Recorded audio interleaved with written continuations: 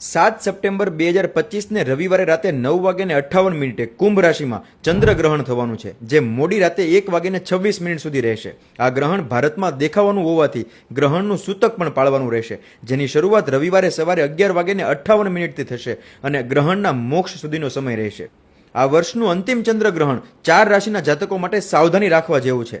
ચંદ્ર એ આપણા મનનો કારક છે, આપણા ડિસિઝન મેકિંગનો કારક છે અને આપણા ડે ટુ ડે લાઈફ અને માતાનો કારક છે. એટલા માટે 6, 7 અને 8 સપ્ટેમ્બર આ 3 દિવસ માટે આ 4 રાશિના જાતકોએ કોઈ પણ મોટા નિર્ણયો ન લેવા, મોટી મુસાફરીથી બચવું અને તમારી માતાના સ્વાસ્થ્યનું ખાસ ધ્યાન રાખવું. કરિયર સંબંધિત કોઈ મોટા નિર્ણયો ન લેવા અને તમારા ગુસ્સા ઉપર નિયંત્રણ રાખવું. કઈ છે એ 4 રાશિ જેને સાવધાની રાખવાની જરૂર છે? એ છે કર્ક રાશિ, સિંહ રાશિ, કુંભ અને મીન રાશિ. ગ્રહણ દરમિયાન અને સૂતકકાળ દરમિયાન શું ન કરવું અને ગ્રહણની સમાપ્તિ પછી શું કરવું એની માહિતી તમને સ્ક્રીન ઉપર જોવા મળશે.